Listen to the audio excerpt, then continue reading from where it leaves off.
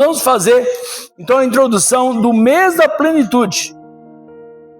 Deus quer nos dar vida plena. O ladrão veio senão para matar, roubar e destruir. Jesus veio para dar vida e vida abundante. Deus quer nos dar vida e vida abundante. Gênesis capítulo 20, versículo 20, capítulo 50, versículo 20, por favor.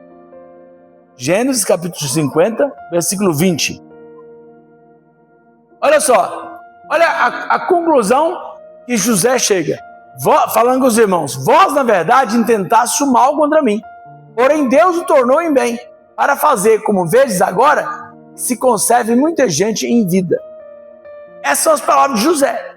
Mas se você ler o texto, a história de José começa lá no 37. Só de capítulo na Bíblia, só daí já dá 13. Irmãos, é muita coisa que está relacionado com a história de José. E aqui nós vamos pegar um pouquinho da história dele para a gente compreender. Vivemos uma geração em que associa plenitude a acúmulo. Mais dinheiro, mais conforto, mais reconhecimento. Então o que é a vida plena?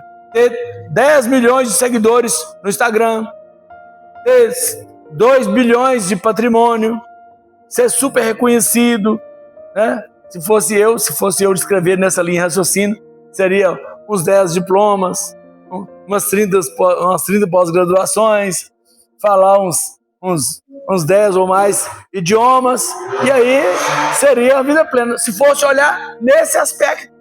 Então, mas a Bíblia apresenta outra perspectiva. Plenitude não é possuir tudo, é viver plenamente aquilo ao qual Deus nos criou. Irmãos, tudo na vida passa. Nós precisamos entender que nós temos uma eternidade para viver.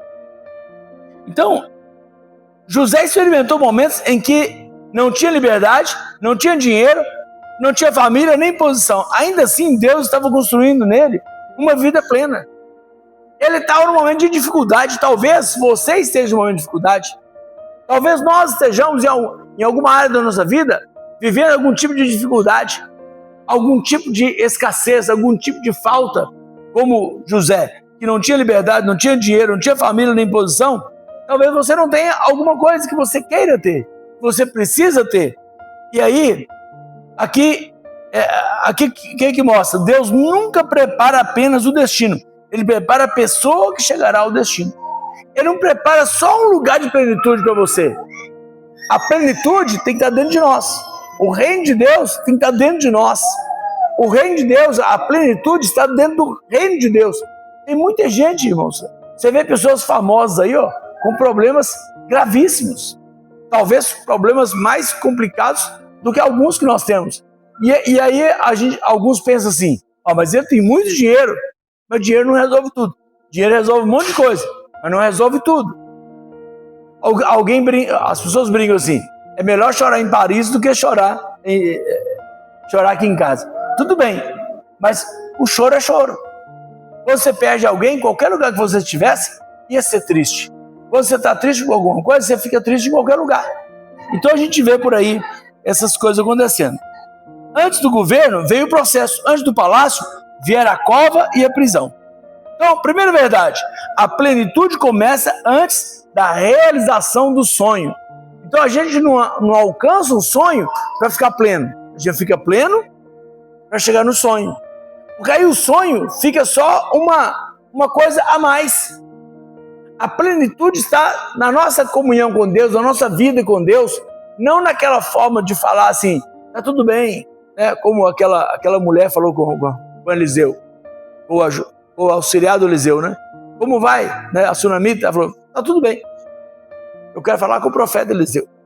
Chegou lá, agarrou no pé do profeta e falou assim, eu não pedi filho. Ela não falou que estava tudo bem, mas o menino dela estava morto. Não é esse tudo bem. A gente fala só para profetizar, ou a gente fala porque a gente não quer se abrir. Não. É um tudo bem, bem mesmo, em que você suporta as aflições. A Bíblia diz, Romanos 12:12. Alegrai-vos na esperança, sede paciente na tribulação e perseverai em oração. Não é à toa que tem esse texto, irmãos. É porque realmente é necessário para nossas vidas. Então, no capítulo 37, começa a história de José. José recebe um sonho quando ele era jovem. Deus mostra para ele em sonho que as pessoas, os irmãos dele iam se curvar diante dele, mostra os feixes dos irmãos se curvando diante dos feixes dele, e ele começa a ficar, né, animado. Imagina, um sonho desse que demonstra algo poderoso. Talvez você já recebeu algo de Deus, ou alguém falou com você que você vai conseguir fazer tal coisa, você vai chegar em tal lugar, você vai conseguir fazer isso e aquilo, sua vida será extraordinária, e você tomou posse, e não está errado tomar posse, não. Só que aí, no dia seguinte, você continuou na mesma vida. Eu sempre conto a história do irmão, que ele pregou aqui recentemente, o Rafael. Ele me falou isso depois, que eu falava isso aqui há 20 anos atrás, no outro dia eu pegava o ônibus de manhã e eu ficava chateado, falando, como é que o pastor Domingos falou e eu acreditei, e hoje eu continuo aqui no ônibus. 20 anos se passaram, agora ele está formado, agora ele está bem empregado, agora ele tem uma vida próspera. Mas por quê?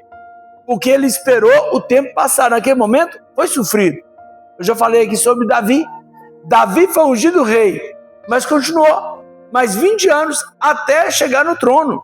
Então não é uma coisa do dia para a noite, não é uma oração que se recebe, é uma vida que se transforma.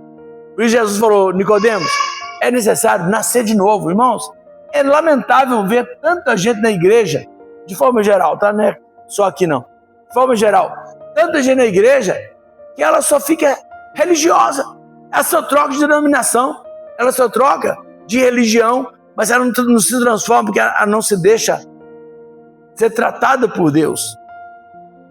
E o sonho é verdadeiro, o tempo, porém, ainda não havia chegado. A promessa de Deus para você é verdadeira. Amém, irmãos? A promessa de Deus para você é verdadeira. Mas o tempo vai chegar. Talvez o tempo não chegou ainda. Talvez o tempo está logo ali. Talvez o tempo vai ser daqui uma semana, daqui um mês, daqui um ano, daqui 10 anos. A gente não sabe. Mas a promessa vai chegar, porque Deus cumpre a promessa dele. Então existe uma diferença entre receber uma promessa e estar preparado para vivê-la. Eu não sei se você já reparou, você já ouviu falar, quando uma pessoa morre e o filho é ainda criança, vamos imaginar que tenha 4 filhos, 2 adultos e 2 crianças. Divide o patrimônio dos pais para os 4 filhos. Os 2 adultos podem pegar e fazer da herança o que quiser. Os 2 que são de menor de idade, né, as 2 crianças, eles não podem. Por quê? Porque a lei não permite, mas tem que ter um tutor para cuidar. É tudo dele, mas ele não manda. Então tem coisas que Deus já separou para nós, mas nós ainda não podemos administrar, porque não estamos preparados, não chegamos numa idade madura o suficiente para alcançar certas coisas. Irmãos, é triste falar isso, porque quando a gente está esperando alguma bênção, a gente quer para ontem, a gente fica ansioso, todos nós somos assim. E a gente sempre acha que está certo, a gente sempre acha que está pronto. Mas é Deus que sabe das coisas. Deus revela rapidamente, mas amadurece lentamente. A gente já viu como é que a gente cresce fisicamente? A gente não cresce da noite para o dia. Você vê um bebê, né? Ali tem a Mariana, ali tem o Rodrigo, que está maiorzinho, tem o Felipe aqui, já estão maior um pouquinho. Imagina, todos nós nascemos bebês. Quando nós paramos para pensar, já estamos grandes. Quando nós observamos, já crescemos. Mas ninguém percebe o crescimento, o dia a dia. Se cresceu quantos milímetros, quantos décimos de milímetros por dia, a gente não consegue calcular, não consegue ver. É de tempos em tempos que a gente vai tirando as medidas, pesando, que a gente vai vendo as coisas vão acontecendo. É assim que é a vida, assim é o amadurecimento. Por quê? O amadurecimento vem quando vem uma provação, em que você reage de forma diferente, não reage como aquele neném na fé. Muitas pessoas querem viver a promessa sem aceitar o processo. Irmãos, como seria bom, né? A gente imagina assim. A gente pede, pronto. É só pedir e receber. Pronto. Imagina. Só que as coisas não são assim. Na vida queremos resultados imediatos. Ainda mais hoje em dia. Nós estamos no tempo do micro-ondas. É tudo rápido, é tudo muito rápido. Eu já falei aqui várias vezes, o WhatsApp é uma prova disso. Irmãos, a gente antigamente escrevia carta. Quando surgiu o telefone, já foi uma bênção muito grande. Depois veio outros meios, veio fax, veio outras coisas, e nós fomos acompanhando essa evolução. Aí vem o WhatsApp, que é mais fácil ainda. Aí a pessoa coloca o áudio lá 2 vezes. A pressa é demais. Por que nós somos tão ansiosos, querendo tudo para ontem? Então, queremos resultado imediato. Porém, maturidade emocional nasce em processos longos. Frustrações, esperas, perdas podem se tornar instrumento de crescimento quando são atravessados com propósito. Então, imagina, a gente gostaria de ter filhos bem criados. Todos nós, todos os pais, todos os pais e mães, né, querem ter os filhos bem criados. Mas você já parou para pensar quantos milhões de vezes, eu acho que são milhões de vezes, que a gente ensina a mesma coisa. Um dia um pai falou comigo assim: pastor, não tem condição, pastor. Eu falo com meu menino agora, eu viro as costas e faz a mesma coisa. Parece que ele faz, é para me provocar. Irmãos, é isso aí, é repetição. Você vai na escola quantas vezes? Imagina, como que os alunos ficam aflitos para terminar o ano letivo? Mas eles não conseguem assimilar toda a matéria num dia só. Então todo dia vai lá, aprende um pouquinho, todo dia aprende um pouquinho, cada dia tem um pouquinho. Aí tem uma aula prática para fixar aquele ensinamento. A vida cristã é assim. Irmãos, é incrível. Aqui, ó. A gente fala de comunhão. A pessoa não consegue participar de um café da manhã coletivo. A pessoa não percebe a infantilidade dela, gente. Eu acho que não é maldade. Eu acho que não é porque ela não gosta da gente. Eu acho que é infantilidade. É só ir lá na mesa, comer. Ela não precisa nem trazer. Se ela está com mesquinhez e não quer trazer um pouquinho para compartilhar, ela pode comer até de graça.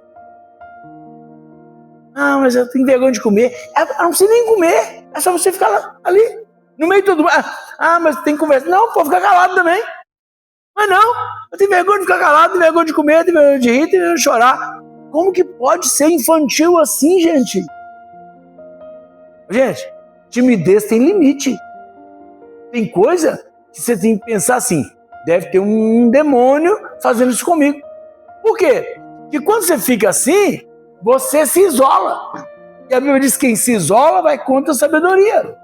Você não é obrigado a se desenvolver para falar em público, para falar para muita gente, para gravar vídeo, coisas mais complexas. É simples demais. O pessoal fica gravando vídeo aí, gente, como é simples. Parará. Ah, se errar uma palavra. Errar, errou. Quem não erra? Problema. O importante é a mensagem que você está passando. Ah, eu acho difícil. Aqui, mas gravar um vídeo pode ser difícil, mas participar de um café da manhã coletivo na igreja que você congrega, isso é difícil? Você não vê que isso é uma questão espiritual? Essa timidez está te levando ao isolamento. Mas a infantilidade, não, eu não penso assim, eu sou assim. Eu sempre fui assim. Gente, aqui é lugar de transformação. Se você não aceita ser transformado, para que serve a igreja? A igreja é para nos transformar, para fazer a gente ser transformado, para alcançar a estatura completa de Cristo, a varão perfeito. Então, o sonho foi dado em um dia, a plenitude foi construída ao longo dos anos. Eu estou dando esses exemplos aqui para ver assim, o sonho vem de uma vez, a promessa se concretiza ao longo do tempo. Deus usa a cova para tratar aquilo que o palácio não consegue tratar. No caso de José. José passou por rejeição, traição, abandono, escravidão, injustiça e prisão. Olha que tanto de coisa que José passou, e talvez algumas dessas coisas aqui, você pode, né? Eu também posso, aceitar para mim. Quantas vezes fomos rejeitados? Irmãos, mas muita rejeição, alguns tipos de rejeição, não tem a ver com você, tem a ver com a própria pessoa. De não suportar algo que tem em você, que ele não dá conta de conviver. Mas é estranho? A gente não consegue conviver com a sua alegria. Tem gente que não consegue viver com a sua prosperidade. Tem gente que não consegue viver com o seu relacionamento saudável com a sua família. Aquilo incomoda. Ele vai ficar longe do que ver você bem, do que ver sua família bem. Aí ele se afasta. Aí você fala, não, a pessoa não gosta de mim. Não, ele não dá conta de ver a plenitude que você está construindo na sua vida em alguma área. Pode ser, você pode achar o mais incrível que for, mas isso realmente acontece. Nenhuma dessas etapas anulou o sonho de José. Nem a rejeição, nem a traição, nem o abandono. Imagina, ele foi rejeitado pelos irmãos, traído pelos irmãos, abandonado na cisterna, foi vendido como escravo, foi injustiçado na casa de Potifar e foi preso. É muita coisa para um cara só. Eu imagino que você não passou por isso tudo. Eu, graças a Deus, eu não tenho uma vida, eu não passei esse perrengue que José passou. Tá? Mas quando o processo é muito complexo, também a promessa é muito grandiosa. Né? Provavelmente eu nunca serei o segundo no governo da maior potência mundial. Provavelmente não. Né? Mas José foi. Cada uma das etapas removeu algo que impediria José de governar. Olha, a cova tirou a ingenuidade. Às vezes nós somos ingênuos demais. Às vezes a nossa ingenuidade... O que é ingenuidade? Vou te dar um exemplo. Às vezes a pessoa chega em você e começa um assunto que não edifica. E você ingenuamente fica escutando. Você ingenuamente se envolve naquela fofoca, naquele comentário inútil. A pessoa chega com um vídeo obsceno, um vídeo pornográfico, e você ingenuamente vai olhar. Aí na hora que olha, você vê que não deve continuar olhando, mas você ingenuamente fica assim, fiquei sem graça de falar não. Você chega numa festinha, alguém fala assim, toma um pouquinho de cerveja? Não, eu não bebo não. Por que você não bebe? Você é evangélico. Você já começa a ficar feio nessa hora, né? Pode beber, só um dia não tem problema. Não pode embriagar, o pastor não está aqui.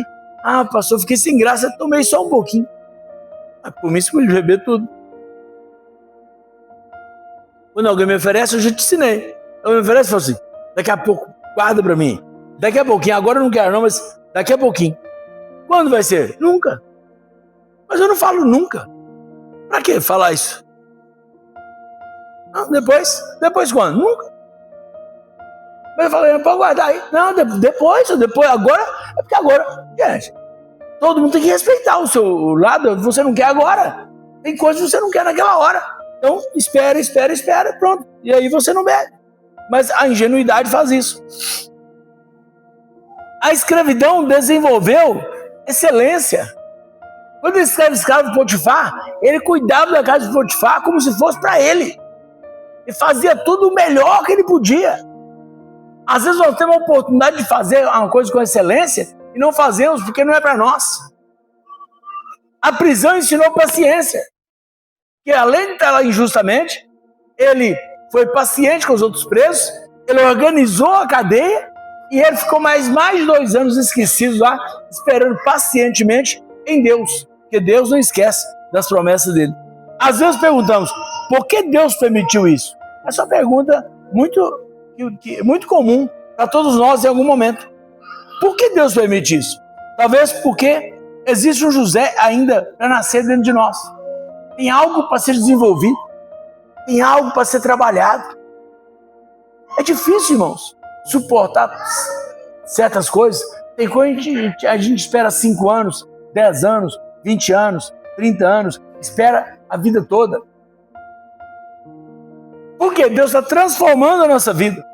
Aquilo que parecia atraso era treinamento. Não é que Deus estava atrasado, Ele estava treinando tudo que tem o tempo determinado, há tempo para todo propósito debaixo do céu. Quem está entendendo até aqui, diga amém. Terceira verdade, a verdadeira plenitude cura antes de governar. A verdadeira plenitude, a pessoa está plena, antes de chegar naquela promessa, ela já está curada. José reencontra os irmãos. Agora ele possui poder. Mas ele não usa o poder para se vingar. Ele usa o poder para restaurar. Por isso ele falou assim, vocês intentaram mal contra mim. Mas Deus transformou em bênção. Deus me mandou antes para cá para preservar a nossa família, preservar a nossa linhagem, preservar a humanidade. Ele foi escolhido por Deus, que Deus já tinha colocado um dom natural. Deus aperfeiçoou com a doutrina, com a bênção, com a palavra de Deus, porque ele foi fiel a Deus. É isso que a gente precisa compreender todos os dias. Essa é a prova de que o processo terminou. Quem não foi curado usa a posição para compensar suas feridas. Tem gente que é assim, ninguém me dá carona, quando tiver carro, não dou carona a ninguém. Pensamento mesquinho, gente. Cada um dá o que tem. Pastor, se você não faria isso. Mas você não é mesmo. Eu estava carregando tijolo para construir essas salas aqui, em 2003, carregando bloco dentro do meu carro. O irmão falou assim, se fosse eu nunca ia colocar bloco no meu carro. Até hoje ele não colocou bloco no carro. Sabe por quê? Até hoje ele não tem carro. Ele não conseguiu ter carro. Até hoje. Em 2003, 23 anos. Já pensou, irmãos? Quantos carros eu comprei depois disso? Quantas oportunidades eu tive? Por quê? Porque eu usei o carro para o reino de Deus. Não estou falando que você tem que fazer isso, não. Mas eu tive essa oportunidade e fiz. Tem gente que não entende isso. Você vai lavar a igreja de graça? Quem vai te pagar? Nem tudo é dinheiro. Tem coisas que eu faço na igreja, já fiz na igreja e farei outras vezes, que eu não faria para receber. Eu faço porque é para a igreja. Por exemplo, quando nós trabalhamos aqui de servente de pedreiro aqui, irmãos, Deus me livre. Para receber dinheiro, eu só trabalhei de servente de pedreiro quando eu tinha 10, 11 anos de idade, eu não tinha opção. Depois dos 15 anos que eu comecei a trabalhar, nunca mais eu precisei trabalhar de servente de pedreiro. Porque eu sempre tive aprendendo outras profissões que eram mais leves e mais bem remuneradas. Tá? Então assim, agora na igreja eu fiz de graça. Pastor, mas você é pastor. O pastor não precisa trabalhar de servente de pedreiro, não. Membro não precisa, tem membro que nunca veio aqui fazer nada. O teu irmão falou assim, pastor, se eu aguentasse carregar peso, eu ia ajudar na obra. Mas você pode vir servir uma água para nós, você pode vir ajudar a servir o lanche, você pode segurar a mangueira que vai encher, fazer a massa de cimento, assim, você segura a mangueira de água, ela não pesa nem meio quilo. Nunca veio, nenhuma vez. Teve uma vez nós carregamos não sei quantos tijolos dali, para subir para a sala, as irmãs, aí nesse dia eu liberei para as irmãs, Deus também veio, algumas meninas vieram carregar tijolo, algumas carregavam um bloco de cada vez. Esse irmão não veio, ele não aguenta carregar um bloco, ele não aguenta pegar um bloco daqui, por aqui, ele não precisa nem sair do lugar. Não, ele criou uma ideia de que ele não pode fazer. Se você disser que pode, que não pode, você está certo. Porque se você disser que pode, você vai trabalhar para fazer. Se você disser que não pode, você vai trabalhar para você provar que não pode. Então, o que parecia atraso era treinamento. Isso era verdade. A verdadeira plenitude cura antes de governar. José reencontra os irmãos, agora ele possui poder. Mas não usa o poder para se vingar, ele usa o poder para restaurar. Essa é a prova de que o processo terminou. É quando a pessoa tem outra mentalidade. Romanos 12. E não vos conformeis com esse mundo, mas transformais pela renovação do vosso entendimento, para que experimenteis qual seja boa, agradável e perfeita vontade de Deus. Quem não foi curado usa a posição para compensar suas feridas. Quem foi restaurado usa a posição para servir. Então, quando você está ferido, você não consegue servir, mas quando você é curado, você usa a sua posição, usa os seus dons, usa os seus bens, usa a sua sabedoria, usa a sua influência, usa os seus contatos, tudo para servir, para abençoar as pessoas. Então, feridas não tratadas tendem a se repetir nas relações. Tem gente que fere a gente, não é sobre a gente, é sobre uma ferida que ele tem. E ele está descontando na gente. Ele está refletindo aquilo na gente. E aí a gente não pode ser ingênuo e ficar perto, a gente tem que correr. Apartar de toda aparência do mal. Quando alguém encontra cura, deixe de reagir a partir da dor e passa a agir com liberdade. José não foi governado por ressentimento. Ele escolheu o perdão. Gente, está cheio de gente ressentida até hoje dentro da igreja. Está na igreja há anos. Mas está de mal do pai, de mal da mãe, de mal do irmão, de mal da irmã. De mal do irmão dentro da igreja. De mal mesmo. É assustador a infantilidade que a pessoa ela consegue até verbalizar isso. Pastor, eu não converso mesmo, porque comigo é assim. Mas quando é que você vai matar esse velho homem? O velho homem tem que morrer, porque a vida plena é só para a nova criatura. Amém, irmãos? A vida plena é somente para a nova criatura. Tá bom? Fala comigo. Para alcançar a plenitude, eu preciso ser nova criatura. Não tem vida plena para o velho homem. Não tem vida plena para o nosso homem carnal, o velho homem. É só quem nasceu de novo consegue alcançar a vida plena. Quarta verdade, a plenitude nunca termina em nós. Quando José chega ao governo, ele salva sua família, salva uma nação e salva o povo da aliança. Então, a vida plena não é para benefício somente nosso. A vida plena é para a gente abençoar outras pessoas. Tem a ver com mais pessoas. Muita gente olha o próprio umbigo. Ela está olhando só para si. Quando ela olha só para si, ela não consegue. Por quê? Mesmo que ela tenha dinheiro, mesmo que ela tenha reconhecimento, mesmo que ela tenha alguma coisa, como o mundo prega por aí, ela não consegue beneficiar outras pessoas. Por quê? A mentalidade dela é de acumular. Ela acha que se ela abençoar alguém, ela vai deixar de ter. Mas não. O generoso, ele dá, e quanto mais ele dá, mais ele recebe. Amém, irmãos? Quem está entendendo, diga amém. Deus nunca produz plenitude apenas para benefício individual. Toda plenitude gera transbordo. Tem que transbordar. Eu queria aprender a Bíblia toda. Para quê? Você falar que sabe a Bíblia toda? Eu queria ter muito dinheiro. Para quê? Para você esnobar, falar que tem? Eu queria ter muito seguidor. Para quê? Para todo mundo ver que você tem uma vida vazia? Só isso. O que você transmite naquele vídeo? O que você passa? Qual mensagem você passa? O que você acrescenta de valor na vida daquela pessoa? Há muitos anos atrás, eu preguei várias vezes aqui o que é sucesso. Descobrir o seu propósito, desenvolver o seu potencial ao máximo e acrescentar valor à vida das pessoas. É isso que é sucesso. Descobrir o seu propósito, desenvolver o seu potencial ao máximo e acrescentar valor à vida das pessoas. Quando você morrer, o que vai deixar para as pessoas? Já viu? Quando a gente vai em algum velório, tem velório que é triste. Você olha para a pessoa e você não consegue lembrar de nada que ela fez. Nem por você, nem por ninguém. Ela viveu só para ela mesma. Quando você estiver morto, pensa aí. Você, no seu velório, se você pudesse ver o seu velório, as pessoas iam falar o quê? Não tem nada para falar. Mas alguns, você já viu o velório de quem é uma pessoa generosa, uma pessoa que transborda na vida da pessoa? Você chega lá no velório e fala assim, fulano aqui, quando eu tinha 15 anos, ele me ajudou a arrumar emprego.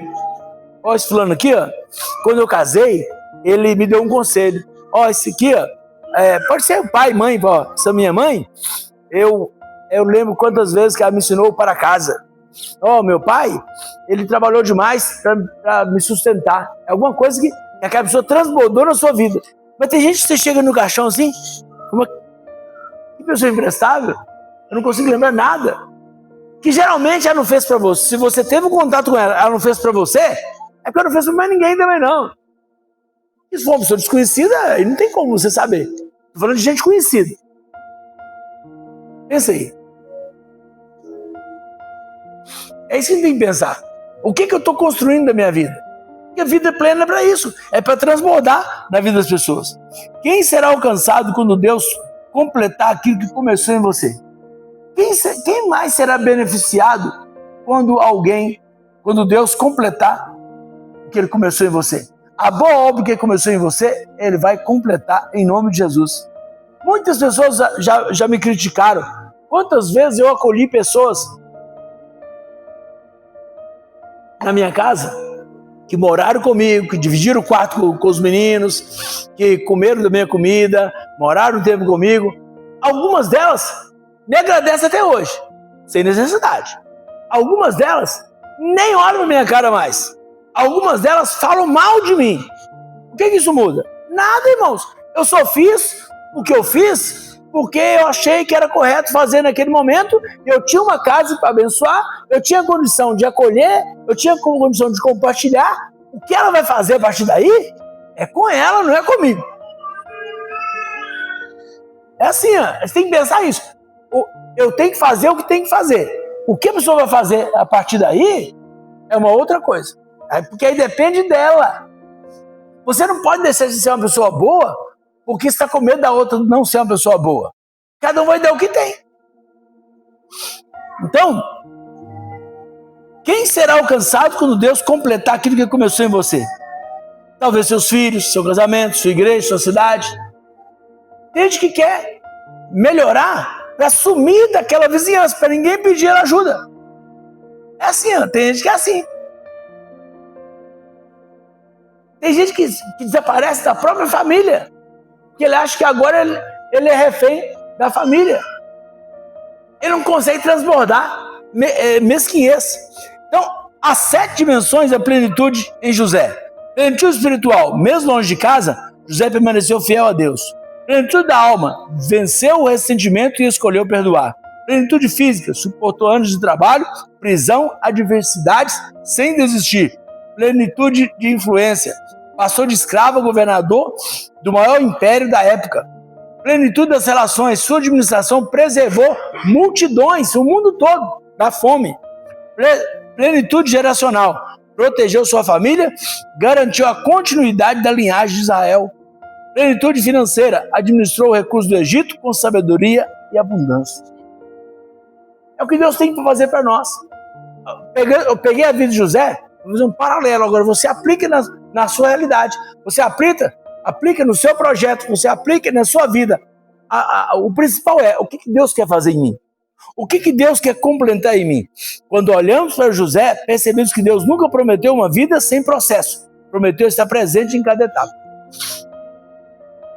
Você acha que Deus mostrou a José tudo que ele ia passar? Claro que não. Por isso que ele não mostra para nós. Irmãos, eu estou aqui há 28 anos. Eu estou satisfeito de estar aqui. Mas se eu soubesse tudo que eu ia passar nesses 28 anos, eu não estaria aqui. Eu tinha fugido, eu tinha corrido para o outro lado. Eu ia fazer igual o Jonas. Eu ia correr para o outro lado. Vai para o céu adorado, eu ia para o outro lado.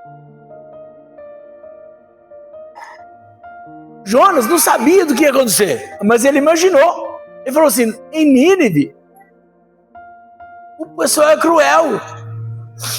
Aquele pessoal é duro do coração. O pessoal é terrível. Eu não vou lá não. Ele já imaginou. Por isso Deus não mostra a gente certas coisas. Porque a gente não vai encarar. Então ele só mostra uma parte. Eu já dei exemplo do farol do carro.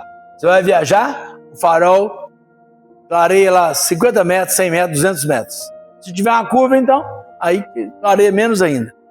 Já viu? Quando você vira a curva, você encontra alguma coisa. Então, assim, o farol, ele mostra só uma quantidade. Os 10 quilômetros adiante, os 50 quilômetros adiante, os 600 quilômetros adiante, você não sabe o que vai encontrar pelo caminho. Assim é a nossa vida.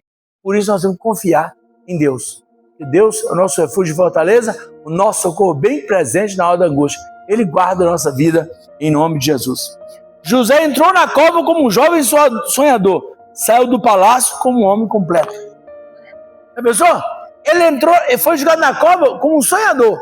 Mas, aproximadamente 13 anos depois, aos 30 anos, ele sentou no trono. Agora ele é um homem. Agora, imagina, 30 anos.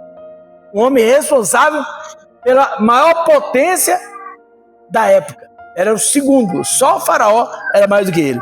Essa é a diferença. Deus não apenas realizou o sonho. Deus transformou José no homem capaz de sustentá-lo. Então, Já viu alguém falar assim, que alcançar o topo não é difícil? Difícil é permanecer lá? Tem gente que chega, mas não sustenta aquele lugar. Ele não consegue ficar naquele lugar. É aquela pessoa que consegue casar, mas não consegue ficar casado. Consegue um emprego, mas não consegue continuar no emprego. Ele consegue fazer uma amizade, mas não consegue manter uma amizade. Ele consegue até frequentar a igreja por um tempo, mas depois ele não consegue mais. Por quê? Porque não aceitou o processo. Que Deus possa, a cada dia, nos ajudar nesse processo e completar a boa obra que Ele começou em nós, para que tenhamos uma vida plena para a glória do nosso Deus. Amém, irmãos? Fiquem de pé e vamos orar então, em nome de Jesus. Nós vamos orar então. Você vai fechar seus olhos, pensa na sua vida agora. O que precisa ser completado? O que precisa ser desenvolvido? Qual área você precisa trabalhar? Qual área que você está resistente ao que Deus está mostrando, está mandando você fazer, você não quer fazer? Porque às vezes Deus fala para a gente fazer e a gente não quer fazer. A gente acha, a gente dá desculpa, a gente fica adiando, a gente não quer se submeter àquilo ali, porque vai doer, mas vai crescer. Crescimento crescimento causa dor, mas dá muita alegria também, em nome de Jesus. Amém, irmãos? Senhor, nosso Deus, nosso Pai querido, Pai amado, Deus Todo-Poderoso, nós te damos graças pela palavra do nosso coração. Que a sua misericórdia e graça seja sobre nós. Que haja, Pai, uma transformação em nossa vida nesse mês de julho, que possamos alcançar a estatura completa, a varão perfeito, possamos alcançar a plenitude para a glória do Teu nome. Tenhamos vida plena, uma vida abundante na Tua presença, em nome de Jesus. Amém e amém. Vamos aplaudir o nosso Deus?